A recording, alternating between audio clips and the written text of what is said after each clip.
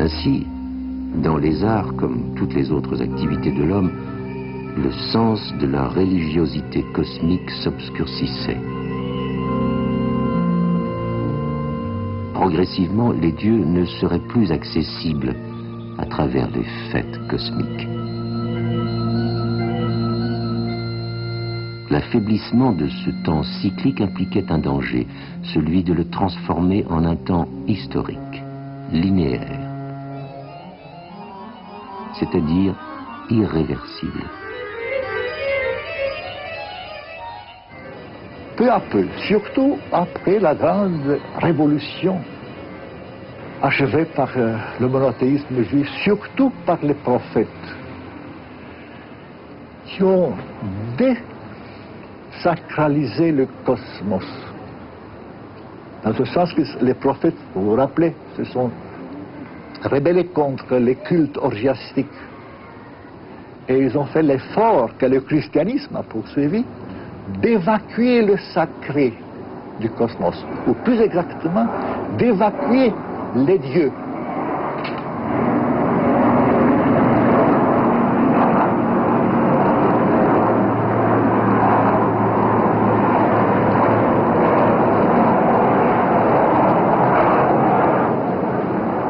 D'évacuer l'univers, le cosmos, la nature, les dieux.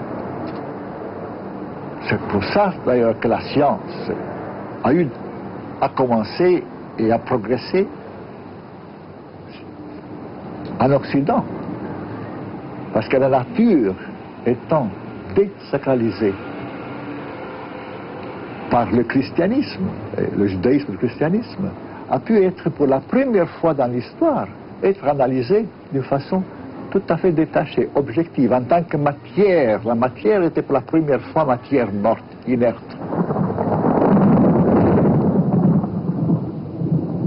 Le fait qu'on a fait cette coupure, qui a commencé, comme vous le savez, après Newton, ce n'est pas la faute de Newton, parce que Newton était un très grand alchimiste, et tout ce groupe de savants qui ont fondé la science moderne croyaient dans la possibilité d'unir le christianisme, le judéo-christianisme, la philosophie grecque, c'est-à-dire Platon, l'alchimie et la nouvelle science, c'est-à-dire la mécanique découverte par Newton.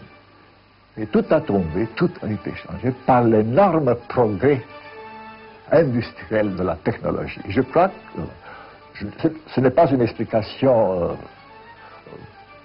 totale, parce que je ne crois pas que c'est seulement ça. C'est le fait que, commençant avec la désacralisation du cosmos, on a fini par croire dans la possibilité de répéter les créations cosmiques.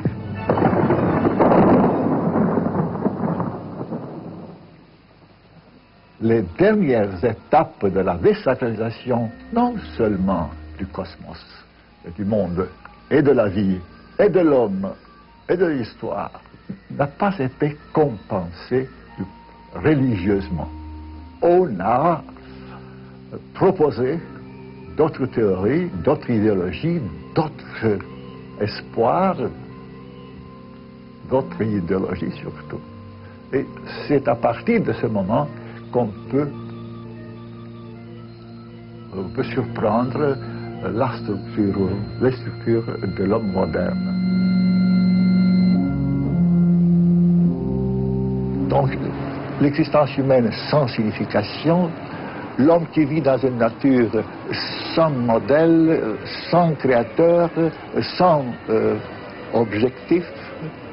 Et on est arrivé donc à ce type de nihilisme, si vous voulez, que Nietzsche avait déjà annoncé quand il parlait de la mort du Dieu. Et nous assistons maintenant à la crise de l'homme moderne.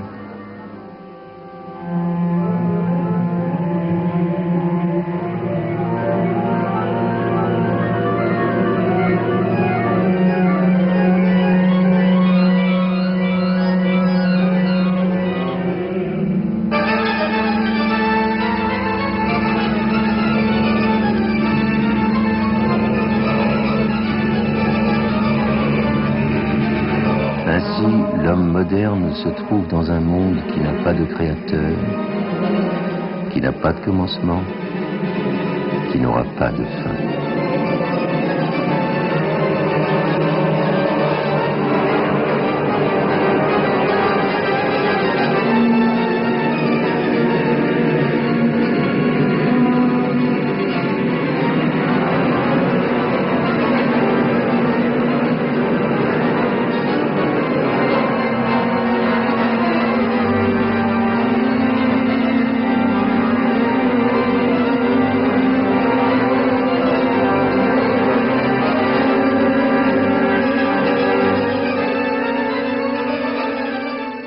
L'homme moderne, ou ceux qui ont refusé l'expérience religieuse en tant que possibilité de connaissance, ils ont refusé aussi les structures mentales, les structures spirituelles d'une religion.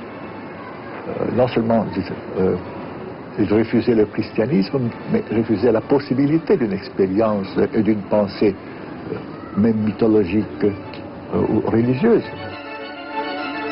Et nous arrivons au dernier degré de la désacralisation, le camouflage du sacré, ou son identification avec le profane à travers la théologie de la mort de Dieu.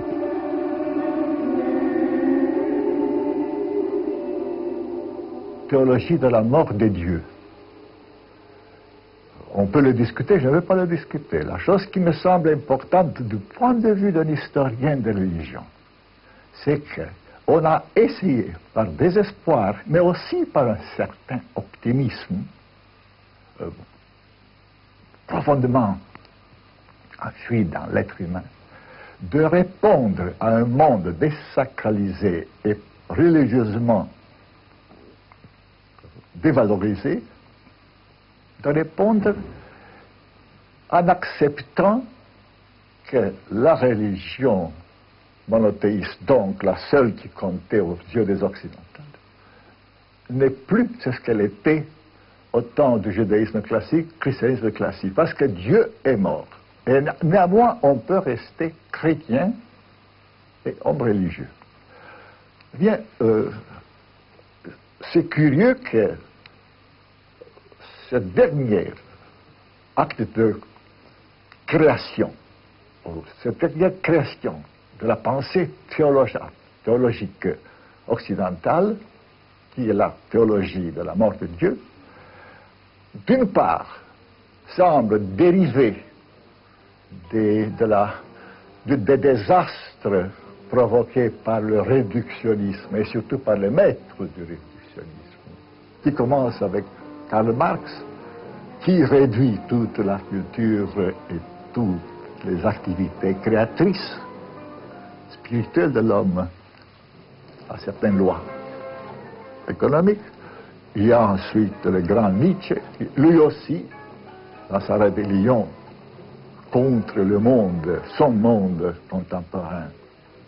Il a proposé, tout le monde le sait, un monde qui était en fin de compte réductionniste, mais et surtout Freud, qui avait ses grandes découvertes, l'importante découverte du rôle de l'inconscient, a essayé d'expliquer les créations religieuses comme toutes les autres créations spirituelles et culturelles de l'humanité par des processus purement biologiques, précisément sexuels.